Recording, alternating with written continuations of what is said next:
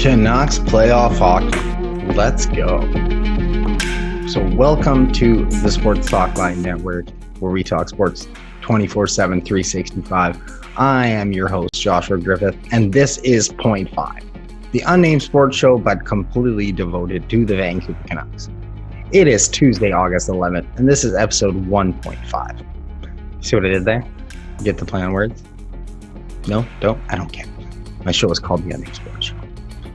This is going to be a 100% Vancouver Canucks show. I'm going to keep you up with the normal routine of having great guests and bringing all the Canucks playoff content that you people are just desperately craving right now. So don't worry, I'm still going to be talking Vancouver Canucks on my show every Thursday at 3 p.m. Pacific time and 6 p.m. Eastern, but I will be focusing on the rest of the series a bit more in this show. So today I'm excited to have on my first guest, Matthew Zator. Matthew writes for the hockey writers covering the Vancouver Giants, the NHL draft, and more. So he also co-hosts a podcast called the Canucks And Pucks Podcast. So we got into that in our conversation as well. We are a day away from the Canucks and Blues series opening game, Wednesday night at 7:30 p.m. And it was either the Stars or the Blues, but as everyone probably saw on Sunday, the Stars were able to get a late goal and win in shootout. They obviously didn't want to play the Vancouver Canucks.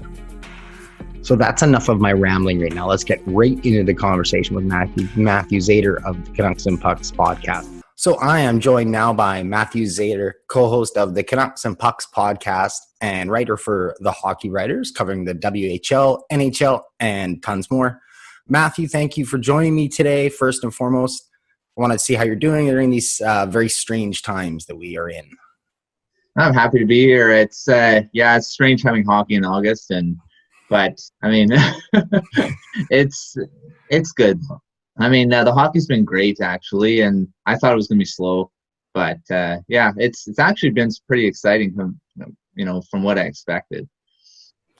And like I said, so we finally have hockey back, and for the first time in 4 years, we have Canucks playoff hockey back in this market. So. Yes. They were able to take care of the Wild in 4 games. What did you make of that series? What stood out for you? What did you like? What did you dislike? Well, I mean, the Canucks didn't have a good game one. I mean, they didn't score. They didn't be able to create a lot of chances. But I think it was more the young guys kind of getting their feet wet. Like Elias Pettersson, Quinn Hughes, those guys didn't have any experience in the playoffs before. So I think they just had to get the jitters out of the way. But once that game one was done, I mean, 2, 3, and 4 there. They were back to form. Quinn Hughes took over. I think game 4 was probably his, quote unquote coming out party. He was all over the ice. He kind of took over. I think he took over that game, and didn't seem like he left the ice. And I was really happy with Elias Pettersson's.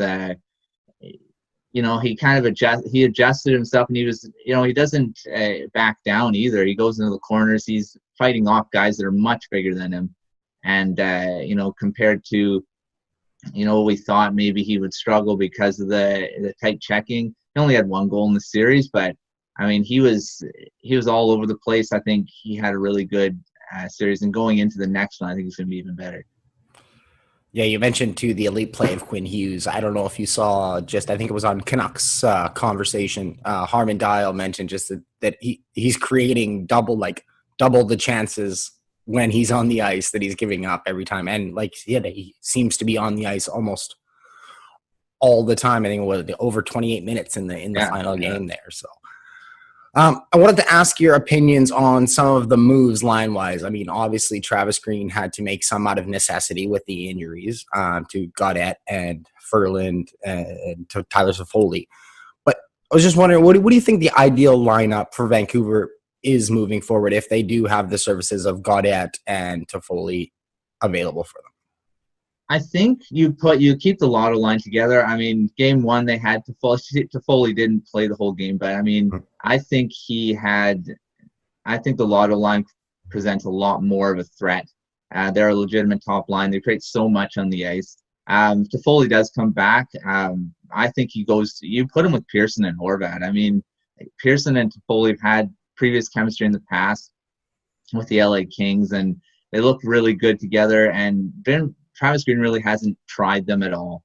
for the Canucks. So, I mean, I think, if he is back in the lineup, you put him there.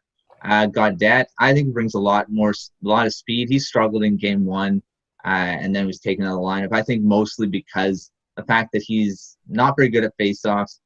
You put Brandon Sutter in there, and admittedly, Sutter had a really great series. I talked about it on my podcast, and Sutter was very good in that series, and he's a great faceoff man. He actually looked faster and stronger.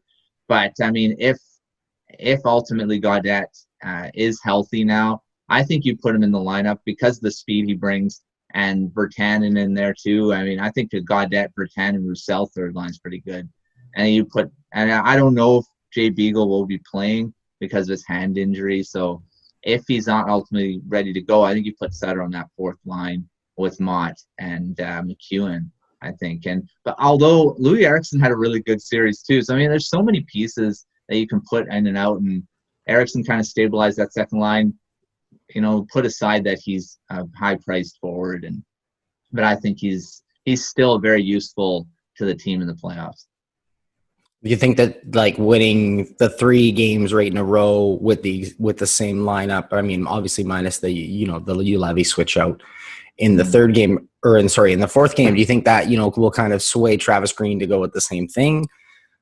I mean, he's going to have it looks like he's going to have the services too of Jordy Ben too coming back as an option on defense. So, I mean, you look at the fact Oscar Vandenberg had a pretty good series too. I mean, he didn't play a lot on that third pairing. I mean, Green really shelters his third pairings. Oh, he does. No, he definitely does. I mean, you look at the top 2 pairings; they play a ton. And I don't know over a long series where you're going to be able to do that and not have fatigue come into play, because Tanev plays those hard minutes, blocking shots in the penalty kill, and he plays a lot too. I mean, admittedly, he played really well.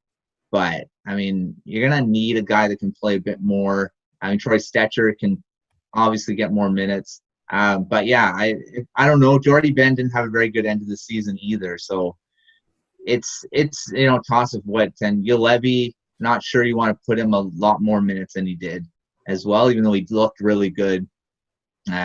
Great outlet passes that he made. And I think in the future he's going to be a really key part of this defense, but I'm not sure if you're ready to put him into a playoff series with a lot of minutes. And especially a playoff series against a Blues forward team that's going to be coming in and crunching every time on the forward check. Yeah, I agree. I mean, when it comes back to your question about if Green will stay with the same lineup, I think you're looking at a different team. I mean, the Blues have a lot more depth offensively than the Wild. I mean, they play a similar style defensively, but I mean, they're going to have a lot more pop, being able to kind of score more than the Wild did. I mean, and the thing is, I think you need a little more speed in the lineup, but you can't discount the fact that you still need puck possession and winning faceoffs. And, Gaudette, Virtanen, and Roussel line is great on paper, but they need the puck. So that is very true. You do need the puck. So I am speaking now with Matthew Zator of the Canucks and Pucks podcast here on the Unnamed Sports Show Point 5. Matthew, thanks again for being my first guest on this Canucks only portion of the Unnamed Sports Show. So, happy to be here. I mentioned the best lineup moving forward. Now, let's get on to the lineup that.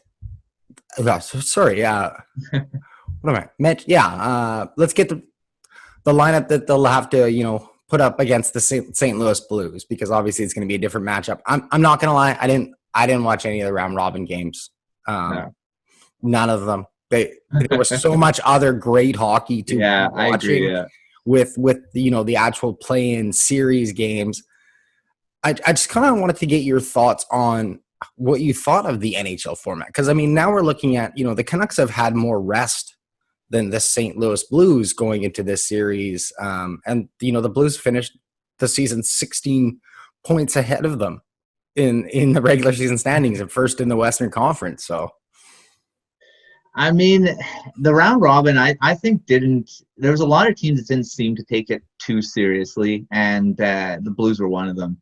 You look at Jordan Binnington and have the best series there.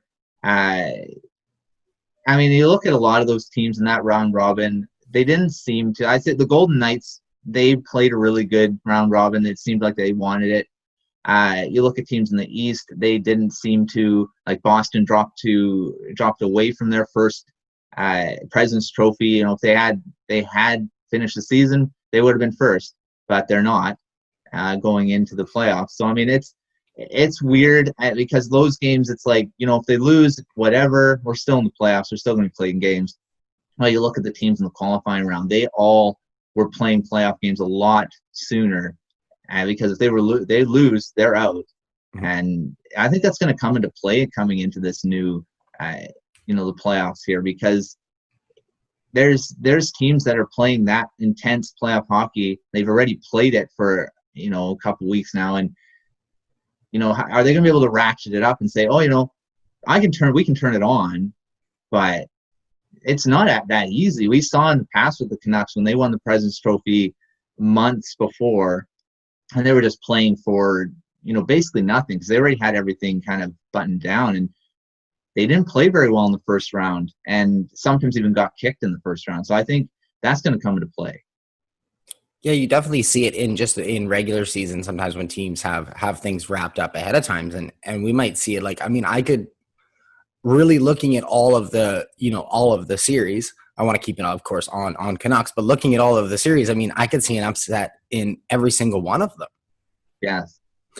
Yeah. And I mean, I did a playoff preview, or we did our big playoff preview last episode, and yeah, we were running through the series, and there's a ton that could be upsets, and it's legitimate. It's not the saying, oh, they may do it, but there's legitimate reasons they could definitely pull it off.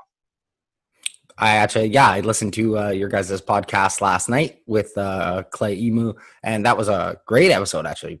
Really good. Clay's always a good guest, so. Yeah, very happy to have him already twice on the podcast, and he's always a great conversation. You see it through his YouTube videos, and yeah, he's always great to come on. I saw that great one too that he dropped this morning too. So that was great stuff. So we're all getting excited for playoff hockey. So let's actually get into the series between the Canucks and the Blues. So it goes tomorrow night. Lots of storylines. You have obviously the rookie, Calder Cup last year between Elias Pettersson and Jordan Binnington, the Stanley Cup champs from last year. What kind of a series do you think we're going to get? I think we're going to get a pretty even one. I mean, they looked in the regular season, the Canucks and the Blues played pretty tough. And the Canucks came out on top 2-0-1, didn't lose in regulation except for that OT loss or that 3-0, but I don't remember that. But No, I don't think anybody remembers that. No, neither does Markstrom Sticks. Yeah, that's right. I still can't believe that happened. I mean, but yeah, other than that, I mean, the Canucks played a pretty even game against them. Didn't want the Dallas Stars at all. Seems like the Canucks just don't play well against that team. And I mean, yes, they're the defending champions and they do know how to win. But I think the Canucks, with all the emotion, and if the players that came to play in the Minnesota Wild series come to play again, I think the Canucks have a little edge in their emotional and the competitive nature, because they've already been playing competitive games while the Blues haven't.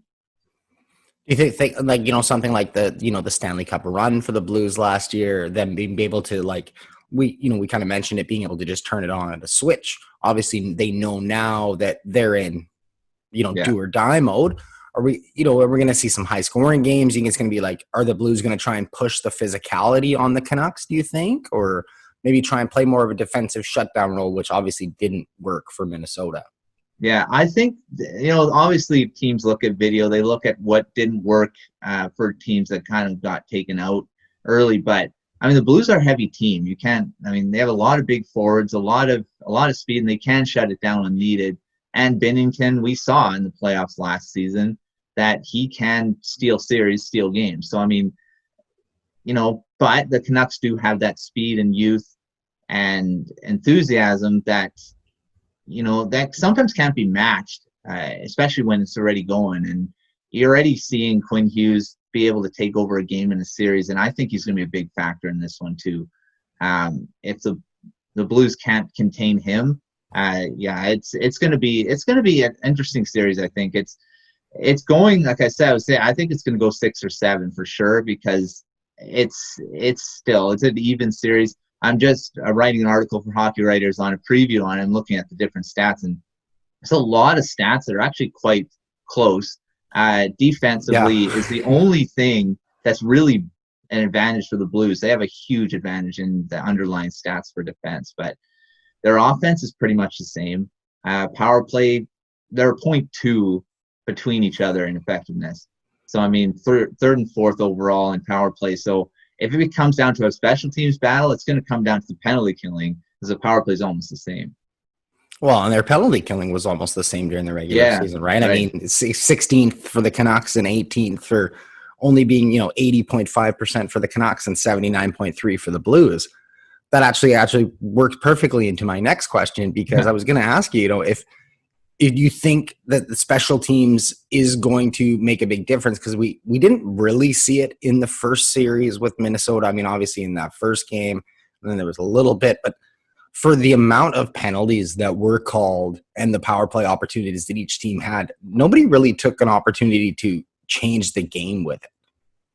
No, I agree with that. I mean, you saw the Wild only be able to score with the man advantage, like 6-on-5, 5-on-4. That's all they seemed to be able to score until the last game, and they put some 5. But in this series, because of how tight the special teams are, it could be a difference. It could be just a saw up and say, well, both teams kind of shut themselves out and it's going to be played 5-on-5. But, I mean, that can be a benefit to the Canucks, as Canucks can roll their 4 lines, but it could also be for the Blues, because they do have those 4 lines that can do it as well. So if it becomes down to special teams, I think it's just going to come down to who can finish off their chances. And you look at, going deeper into the power play numbers, I mean, the Blues have a lot more chances. They get a lot more chances on the power play than the Canucks do, but their effectiveness, like their actual, finishing off their chances, are almost the same, like 16-ish% in shooting percentage, and they both have that. So if it comes down to finishing, they're about the same too. So it's just going to be a toss-up. I think it's just whoever gets the advantage first, and they're able to kind of put that seed of doubt in the penalty killers. Do you think we're going to see the game called as tightly as we did in, kind of the play-in series with the refs? Because there was some of the stuff I was like, really? We're in playoff hockey now. You got to let that go. Yeah, and the thing is, I think it's going to be a little different. I mean, the refs were you kind of think about, they were off for a long time too. And, getting back in the swing of things, and what are we going to call? What aren't we going to call? And now that it is into the, quote unquote normal playoffs, I think you're going to start seeing that, how it is usually called, which that's a whole nother discussion. I hate the officiating in the playoffs in general, in previous seasons, because they let things go that shouldn't, just because they want that physicality, which, I mean, it's good, but I think I'm still the believer. If you're going to call it in the regular season, you should call it in the playoffs, because there's so much that gets looked over, especially with the star players. You see Elias Pettersson get cross-checked 5-6 times in the back, and there's no calls. Well, in the regular season, you'd see a call. I don't know. That's a whole other discussion. Yeah, I want to clarify about the penalties that the refs were calling, because I agree with you on that factor. Like, some of the stuff that is just egregious, and you're like, well, why isn't that a penalty? And then some of the other stuff that they're actually calling is just a little bit, ticky-tack. And okay, Myers gives a guy a little bit too much of a face wash, and he's going to get thrown to the penalty box. Yeah, I mean, that's for Tyler Myers. I mean, he took so many penalties in that series, and everyone was like all over him. It's like, oh, stay out of the penalty box, man. And there are a few that are his penalties. It's because he's tall. I mean, he's a big guy. Yeah. And, you look at some of the smaller guys, they do the same play. They're not getting penalties because they're not in his face. I mean, so, I mean, he's got to kind of maybe control a bit of, he goes in on there, maybe keep his hands down a bit. But I think some of those penalties were legitimate, but there were some that were just because he's a tall guy. So I actually very much like Tyler Myers play when he was actually on the ice. Yes, I do too. For most of the time. So, it would be nice if he could be on the ice a little bit more and not in the penalty box. But for whatever reason, that he's got something stashed in the penalty box. I used to play sports with a buddy, and he would have like candy and like tucked into the side in his pants there. And he would be eating them, and he'd offer me. I'm like, where did you get those? He's like, oh man, I'm covered. Don't worry. So I don't know if Myers has something stashed in the penalty box and he just prefers that over the bench when he's not on shift, but he's got to stay out of it. Yeah. And the thing is, it didn't really burn the Canucks in that series because, after the Wild kind of got a bit in the power play in the first couple games, it kind of got shut down after that. And give credit to the Canucks penalty killing. That was, masterful on some of the guys. And I raved about Tyler Mott, and he was amazing on the penalty kill in that series. But you give a team enough chances, they're going to start scoring them. And the Canucks, the Blues have a really good power play. They're third best in the league, and you can't be taking tons of penalties against them because they will make you pay. And that can't be something that the Canucks are doing a lot because, again, the Canucks are a better team when they're rolling those four lines. Keep going, and yes, they do have a good power play, but I think it's better off that they're not killing penalties, be on the power play or 5-on-5. 100% agree with you on that. So, again, I'm speaking with Matthew Zator of the Canucks and Pucks podcast, also a writer for the Hockey Writers. And like he said earlier, he's working on some stuff. So you'll be able to find all those links to the Hockey Writers, their website, their Twitter, and everything down at the bottom here. So, Matthew, I wanted to kind of get into a bit about how you developed your passion for sports and, how you kind of moved it along to ice hockey. Was that something you played? I played a little bit of it growing up as a kid, but a lot more ball hockey and other sports. Just wanted to, if you could talk into how you got so passionate about sports and hockey in general. Ever since I remember, I've been passionate about hockey and sports. Hockey's been something like, you ask my parents and you ask my dad, it's like you get time talking on hockey and the Canucks. You can't shut them up. And that's true. And it's taken me a while. I went through a few different jobs. Unfortunately, still in retail, just kind of building something on the side. But I work at a grocery store, man. Yeah. Don't worry.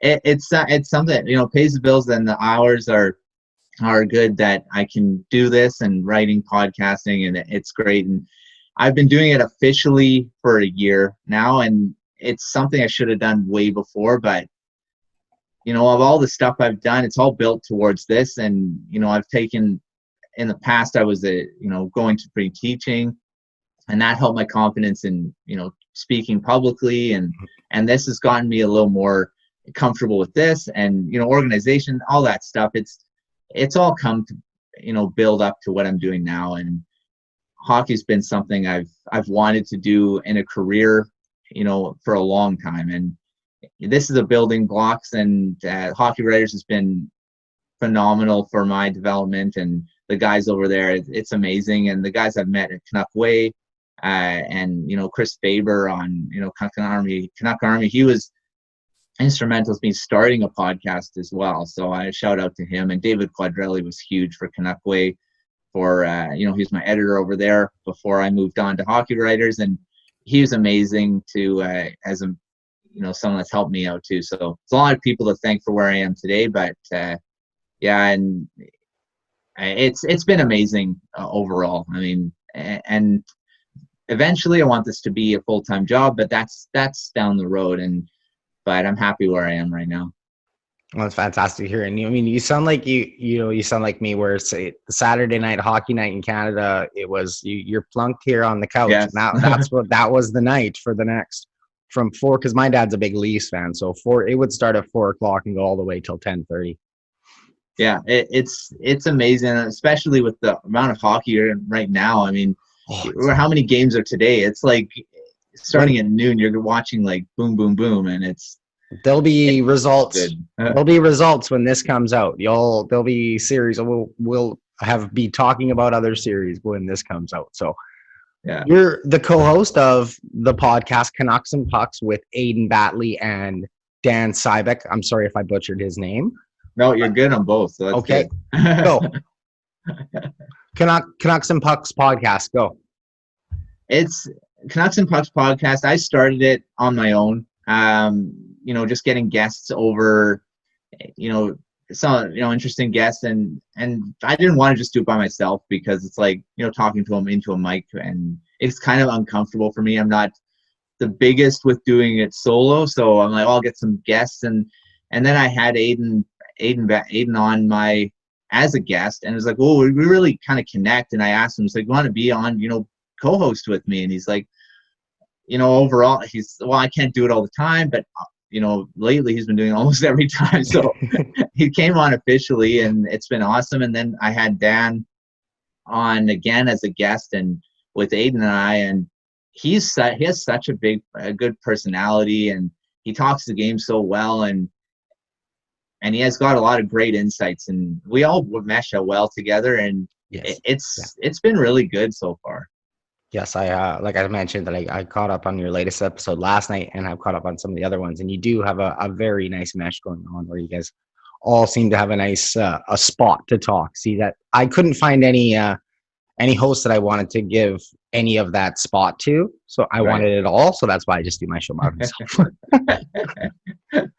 Yeah, I did it for, like I said, I did it for a few episodes by myself, and it was fine. It was great, but I was like, well, I like the chemistry of having someone else to talk to all the time, and all of us are really good at talking around and not interrupting each other, give our thoughts, and it's been good. It's getting better. We're trying to get the podcast a little more organized, and add segments, and we like having the guests on as well. And it was good having Clay on earlier, and we had Sarah Log as well from Nucks Said, and she's a great guest as well. She has a lot of insight and knowledge, so it's going to be good to get some. We're going to have Al Murdoch, who's the PA announcer for the Canucks, right, as we all know, and he's going to be on this week as well. So it's going to be great going forward.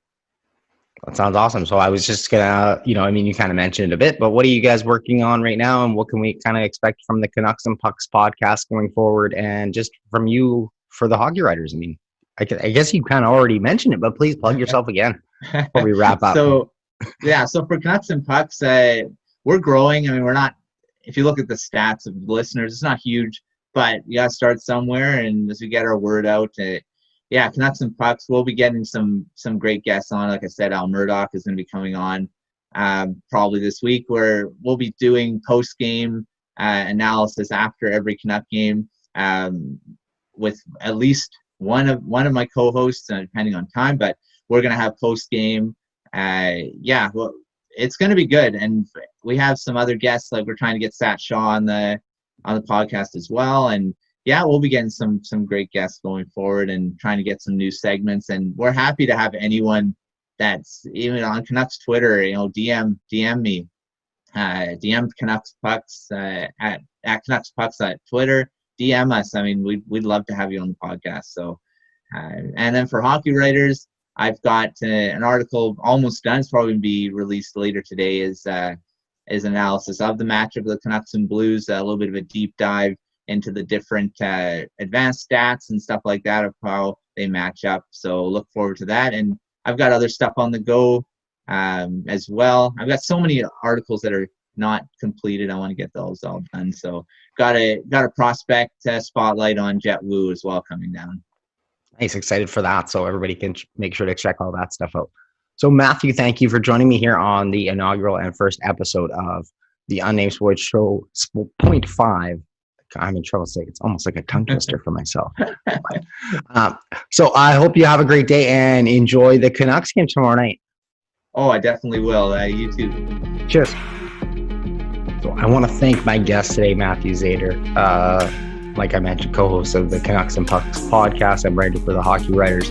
I hope everyone really enjoyed that chat about the Canucks and Wild Series, and also a look at tomorrow's game against the St. Louis Blues and the whole series in general.